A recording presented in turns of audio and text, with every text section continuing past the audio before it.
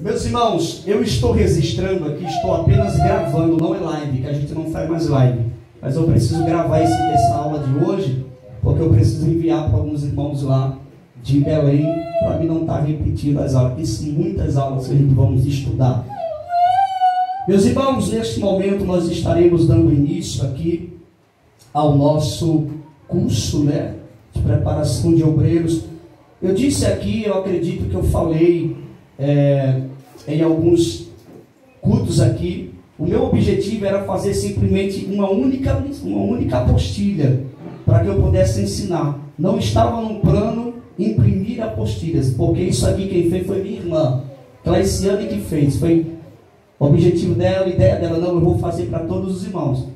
Aí ficou a critério dela essas apostilhas, mas eu só mandei fazer uma apostilha. E como ela fez os demais para os irmãos, é bom que todos vão ter em mãos. Mas antes de nós passarmos as apostilhas para os irmãos, deixa eu dizer uma coisa aqui para os irmãos. Queridos, o texto que nós lemos, quem lembra o texto que nós lemos? 2 Timóteo 2, 14. 2 Timóteo 2, 14 e 15. Queridos, eu preciso citar os irmãos para nós iniciarmos aqui. Timóteo capítulo 2, versículo de número 15. Eu quero ler só o 15. Procura apresentar-te a Deus aprovado, como obreiro que não tem de que se envergonhar, que maneja bem a palavra da verdade. Queridos, vamos obrar atenção aqui. Ser obreiro, qualquer um pode ser. Agora, aprovado é a questão. Por isso que o apóstolo Paulo, ele falou para Timóteo: procura apresentar-te a Deus aprovado. Observe, Timóteo estava numa função de obreiro. O apóstolo Paulo estava preparando Timóteo. Mas, porém, o apóstolo Paulo deixou bem claro: olha, Timóteo, você precisa ser aprovado por Deus. Porque tem pessoas que são aprovadas pelos homens, mas não são aprovadas por Deus. E como é que um obreiro ele é aprovado por Deus? Quando ele cumpre o papel que ele foi chamado para cumprir. Às vezes a pessoa é obreiro, mas se não cumpre o papel que foi chamado, simplesmente vai ser um membro na igreja. Os irmãos estão entendendo até aqui? Amém. Você pode ter a função que for na igreja. Você pode ser obreiro, cooperador, auxiliar, diácono, presbítero. Se você não exerce a função que Deus estabeleceu para você exercer, você vai passar a ser simplesmente um membro na igreja. A unção de diaconato, a unção de presbitério, a unção que está sobre a sua vida, ela não vai sair se você não se desviar da igreja. Que a partir do momento que você se desvia da igreja, aí está a questão. Esta unção, ela se retira da sua vida, sim. Ela pode voltar para a sua vida a partir do momento que você retorna para a presença de Deus e agora vai passar por uma grande avaliação pela sua igreja, que você era obreiro, para poder exercer novamente aquela unção que foi derramada sobre você. Então, meus queridos, dobre atenção uma coisa: independente da função que a pessoa exerce na igreja, independente da posição que a pessoa exerce na igreja, se essa pessoa não cumprir certinho, fica sentado na banca do mesmo jeito. Fica como um membro, pode ter, porque é uma outra coisa. Ninguém que dirige culto aqui, aprenda isso, ninguém que dirige a culto aqui se sinta compromissado a dar oportunidade porque a pessoa tem uma função na igreja. Não se sinta compromissado, não. Dê oportunidade quem tem frequência na igreja e quem cumpre a função que foi estabelecida sobre si. Senão pode deixar sentadinho do jeito que está. Permanece sendo auxiliar sentado. Só com o nome. Porque ter o nome e não exercer a função é a mesma coisa que não ser nada na igreja. Se você é um auxiliar, mas você não está na atividade, você só tem o nome, mas não exerce. Porque o que faz valer, dobre atenção, o que faz valer a unção que está na sua vida é quando você exerce. Quando você não exerce, você tem a unção, mas não está em atividade na igreja. É a mesma coisa que não ser nada. Agora, quando tem a unção sobre a sua vida e você está batalhando, você está lutando em prol da obra de Deus, a unção que foi derramada sobre você, ela está em evidência na sua vida. Agora, quando é derramada a unção e você estaciona, você vai ficar simplesmente um membro sentado. E a unção que está sobre a sua vida só vai ser respeitada pela própria igreja que você congrega se você estiver em exercício. Se não tiver, não serve. E tem pessoas que pensam, né, porque depois que exerce uma função eu sou, e ninguém mais me tira dessa função. Ninguém vai tirar a unção que está sobre você. Agora, da função que você exerce, é tirado. Não tira a unção que foi derramada sobre a sua vida, mas a função de exercer, se você não seguir o padrão certinho da palavra de Deus e da doutrina e da igreja, você vai ficar sentado na banca. Aprendam isso, porque isso aqui é uma orientação. Por isso que Timóteo foi orientado por Paulo. Procura apresentar-te a Deus aprovado. Porque, meus irmãos, ninguém pode exercer funções elevadas na obra de Deus, no ministério, se ele não é aprovado pelas escalas que está exercendo. Se você é um obreiro, não exerce função certinha, você nunca vai chegar a um auxiliar de trabalho. Se você, como auxiliar de trabalho, você não exerce a sua função de auxiliar direitinho, você nunca vai ser um diácono na igreja. Se você é um diácono e não cumpre o seu papel de diácono na igreja, acabou o ministério para você nessa igreja. Você não sobe mais não. Sabe por quê, meus irmãos? Porque tem que estar em atividade, tem que estar trabalhando para poder crescer na obra de Deus. Porque Deus não vai colocar você em outras funções se você não exerce nem a que você está. Você não cumpre nem a que você está, como é que você vai subir de patamar? Eu preciso falar a respeito disso aqui, porque isso é muito importante para os irmãos aprenderem. Porque hoje o que mais tem por aí é igrejas promocionais. Que igreja, irmão, falei? Promocionais.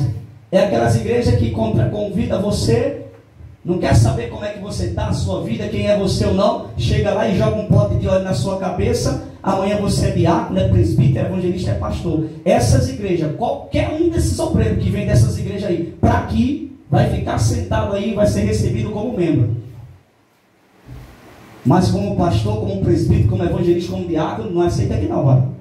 Sabe por que eu não aceito? Primeiro, para mim aceitar alguém que vem de outro ministério, com a função de diácono, presbítero, evangelista ou pastor, ele tem que ser consagrado em uma igreja que preserva a sã doutrina, em uma igreja que está ligada à raiz. E outra, e que a liderança daquela igreja, eu saiba do histórico da qual quem consagrou ele. Porque tem pessoas que contratam as pessoas para ser pastor. Contrata as pessoas para lhe consagrar. Aí está ali, como pastor de igreja. Aí vai um monte de menino, um monte de pessoas sem estrutura, sem conhecimento bíblico, a fim de querer posição na igreja, a fim de querer crescer, a fim de querer se aparecer, se alguma coisa, aí vai para aquelas igrejas. Aí chega lá aquele pastor que contratou a unção sobre a sua vida, vai lá dar um giro. Eu te unjo a diácono. Eu te unjo a presbítero. A unção que está ali não é válida. Porque a unção, ela só é válida quando é Deus que levanta. Quando é Deus que derrama sobre a sua vida. Esse negócio de você se próprio dominar pastor de igreja, obreiro, aquilo outro, essa unção não é válida. A unção que é derramada sobre a sua vida como obreiro, uma consagração sobre a sua vida. Se aquela pessoa que está te consagrando foi verdadeiramente consagrado, genuinamente, numa igreja raiz, e foi consagrada porque Deus levantou e não foi contratar ninguém para ser ungido, essa unção é válida na sua vida. Agora, uma pessoa que se contrata aqui não. Pronto, tem muitos ministérios aí que podem vir para aqui. Pronto, chegou agora em Belém. Trabalha com uma carta de presbítero de uma certa igreja que eu não quero citar o nome, eu quero fazer parte aqui e tal.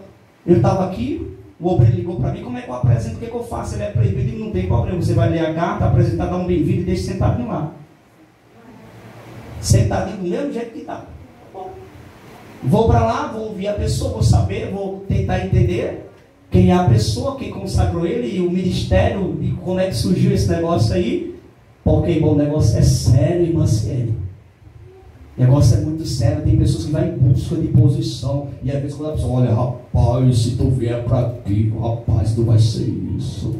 Rapaz, se tu vir para aqui, hoje tu, meu Deus, tu é o que ali? Meu Deus, tu é, rapaz, tu já tem pinta de presbítero, rapaz. Tu já tem pinta de evangelista, tu já era para ser pastor. Ah, o camarada já é doido por posição, já é louco por posição e doida, vai embora.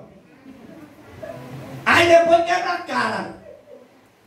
Aí depois, muitas das vezes, algumas vezes acontece, outras não. Aí cai e volta para a mesma congregação. Aí chega com a carteirinha de presbítero que foi consagrado não sei onde. Vai ser membro aqui. Vai ficar sentado na mesma banquinha ali. Fica ali, vamos começar do zero, meu filho, devagarzinho. Cooperador, auxiliar, e se tiver chamado. Se não tiver, fica aí como membro, tomando a Santa Ceia, dando glória a Jesus e se preparando para ir para o céu. Amém, meus irmãos? Esse é o caminho. Queridos, hoje nós vamos estar tratando para os irmãos, é bem rápido, porque falar a respeito da história da Assembleia de Deus, porque nós somos assembleianos. Nós somos assembleianos. Nós estamos ligados à raiz, nós somos assembleianos. Amém, meus irmãos? Amém. Aí você tem que entender como foi que surgiu, onde surgiu, quem foi os pioneiros, né, da Assembleia de Deus, quem foi eles, como surgiu a Assembleia de Deus no nosso Brasil. Então, o que eu selecionei aqui para os irmãos é apenas o ponto inicial, para os irmãos depois pesquisarem mais. Existe na CPAD, que é a Casa Publicadora das Assembleias de Deus, existe um livro falando sobre toda a história da Assembleia de Deus. E até se você for lá para o Google, você vai ver muitas coisas em relação à Assembleia de Deus quando chegou no nosso Brasil. Os desafios que os pioneiros passaram, os desafios que os homens de Deus passaram. Não foi fácil, mas a igreja, ela venceu. Por quê? Porque a própria palavra de Deus nos garante isso, dizendo que as portas do inferno não prevalecerão contra a igreja. Os pioneiros, eu não coloquei aqui, só coloquei o básico. Mas os pioneiros muitas das vezes se reuniam dentro de cemitérios para poder cultuar, porque não podia, era perseguido. Olha a perseguição, desde o início, desde os mártires dos nossos irmãos na fé, como Estevão, que foi apedrejado à praça pública, muitos como João Batista, que foi degolado, como outros foi apregado na cruz de cabeça para baixo. Ou seja, a perseguição contra a igreja sempre foi visível. Para nós estarmos aqui hoje ter essa liberdade de poder pregar, de poder ensinar a palavra de Deus, irmão, os mártires, os nossos irmãos na fé, principalmente também o Daniel Berg e Gunavig, que está aqui na apostila, eu vou passar para os irmãos, eles sofreram. E tem pessoas hoje que não querem sofrer por amor ao Evangelho. Basta uma cara feia que já não quer mais servir a Deus. Basta qualquer coisa, já quer largar a presença de Deus, irmão. E os nossos irmãos na fé sofreram perseguições. Eu fico imaginando esses crentes manhosos dessa época, esses crentes criança dessa época, que se dói por qualquer coisa. Eu fico imaginando nessa época que nunca seria ser crente, nunca seria crente, porque não aguentava uma pressãozinha sequer. E os nossos irmãos sofreram tantas perseguições. Mas eu quero começar aqui com os irmãos. Depois desse módulo 1, nós vamos estudar a ética cristã, doutrina bíblica, administração ministerial e como fazer discípulos. E isso aqui é muito importante. A partir do segundo módulo vai ser muita coisa. A gente temos que tomar um tempo, eu creio que 1h30 mais ou menos daqui para frente. Mas, auxiliar Gilvanderson, por favor, entregue aqui. Ela fez bastante apostila, vai ser bom. Pronto, você entrega ao auxiliar Jackson. Isso, glória a Deus por isso. Você entrega ao diácono Jeremias. Pode entregar a Priscila, Priscila sabe ler, isso é importante. O auxiliar Ed, entrega ali. Agora, no culto anterior, o senhor foi meu fotógrafo. Hoje isso é meu carteiro. Entrega a nossa irmã Angélica. Amo demais esse abençoado. Irmã Jaciele, a nossa irmã Jaqueline, a nossa irmã Ciene, a nossa irmã Cícera. Tem duas aqui, é? Não, é só. Eu sei que a nossa irmã Cida, mas entrega a irmã Cida, depois ela manda alguém ler para ela em casa. E ela vai estar aqui ouvindo também, já é importante, né? E a nossa irmã Iris. Tem o senhor, né, varão? Não posso esquecer do meu irmão auxiliar Sérgio, Deus te abençoe. Meus irmãos, auxiliar Gilvantes, carteiro, mas... Queridos, dobre atenção a partir desse momento. Vocês viram a primeira folha aí? Deixa eu mostrar aqui, porque esse vídeo tem que mandar para os irmãos. Meu Deus, para não repetir isso aqui. Queridos, veja só. Todos os irmãos olhem aqui para frente. Esse aqui, com o rosto mais cheio, né, que tem um bigodinho na frente. Esse aqui é o Daniel Berg. Certo? O Daniel Berg. Esse mais magrinho aqui, ele é o Gunnar Vingre. Tá certo? Daniel Berg e Gunnar Vingre. Foi os pioneiros que trouxeram a Assembleia de Deus aqui para o Brasil. Então grave bem aqui, ó. Daniel Berg e Gunnar Vingre. Certo? Primeira observação, vira a folha, por favor. Queridos, por que essa folha, aqui esta foto, ela está um pouco difícil de você identificar direito? Porque isso aqui, irmão, foi a primeira igreja.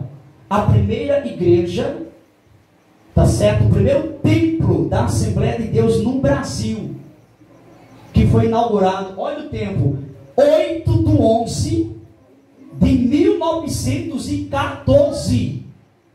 Esta foi a primeira igreja. Não é isso, irmão? Então, isso é só para os irmãos terem conhecimento da primeira igreja aqui, né? O primeiro templo construído da Assembleia de Deus aqui no nosso Brasil, em 1914. Agora dobre a folhinha e vamos aqui estudar um pouco aqui. Em 19 de novembro de 1910, grave isso aqui, seria muito bom para os irmãos prestassem muito bem atenção, porque a nossa provinha que eu vou tirar no final do curso da gente, vai sair questões de todas as provazinhas da gente, de todos os módulos, vai sair 2 questões de cada, tá certo? Então os irmãos dobrem bem atenção. Em 19 de novembro de 1910, os missionários suecos, eles vieram da Suécia, tá certo? Eram suecos, vieram da Suécia, né? Gunnar Vingre e Daniel Berg desembarcaram em Belém do Pará. O primeiro estado a receber esses missionários foi Belém do Pará. Grave aí. Eles desembarcaram, desceram aonde vamos? Em Belém do Pará. Por isso que a igreja mãe, ela é centralizada lá em Belém do Pará. Amém? É um templo muito lindo, muito histórico. Aprove a Deus um dia nos dar a oportunidade de passar lá. É muito lindo. No ano seguinte, eles fundariam na cidade a Igreja Evangélica Assembleia de Deus, que foi fundada onde, irmão? Belém do Pará. Em Belém do Pará. Muito bem. Isso é importante que os irmãos vão pegando aí, tá bom? Os dois traziam dos Estados Unidos a doutrina do batismo no Espírito Santo, que está na origem do pentecostalismo, movimento de renovação cristã que dá ênfase a uma experiência direta e pessoal de Deus.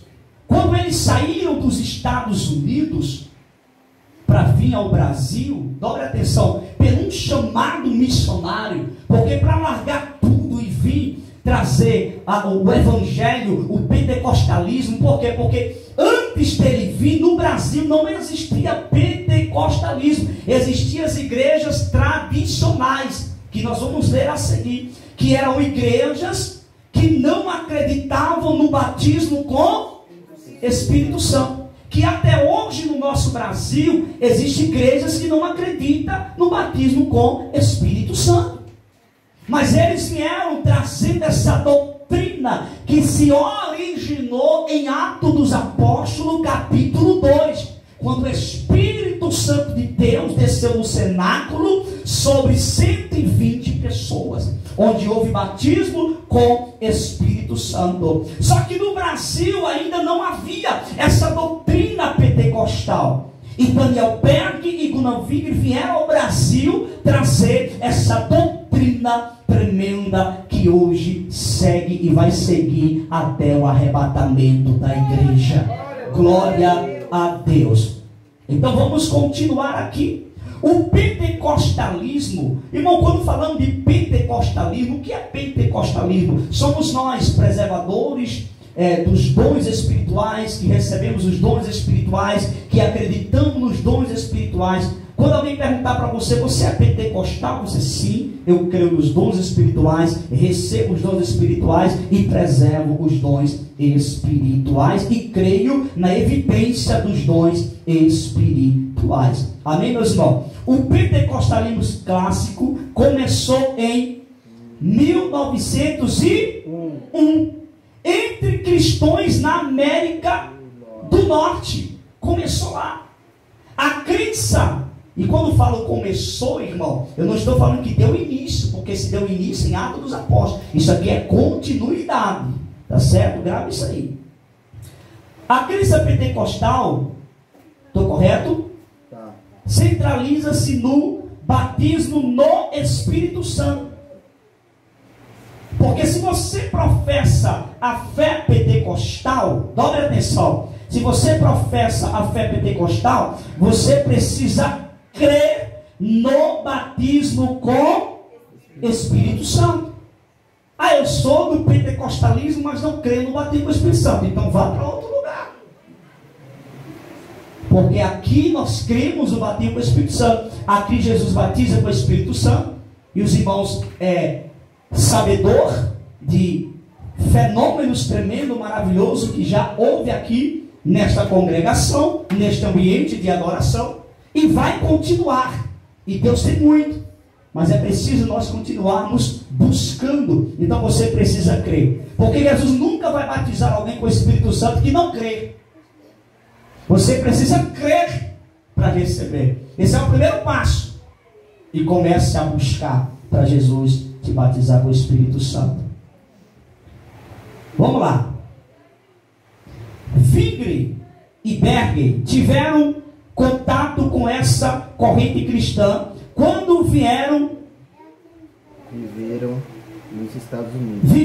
Muito obrigado, Sérgio. Nos Estados Unidos. Me ajude aí, porque às vezes a vista aqui, por causa da claridade da lâmpada, embaça aqui.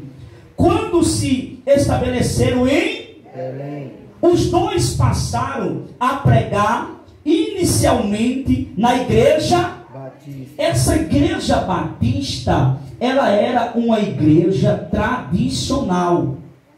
Era uma igreja que não cria no batismo com o Espírito Santo. Até hoje tem batistas que não creem. Já hoje existem também batistas renovadas, que são batistas que acreditam e hoje recebem também o batismo com Espírito Santo. Mas eles chegaram a esta igreja, denominação a qual ambos pertenciam. Dobre atenção. Aí você me pergunta por quê? Porque lá nos Estados Unidos, lá já havia recebido o batismo com o Espírito Santo.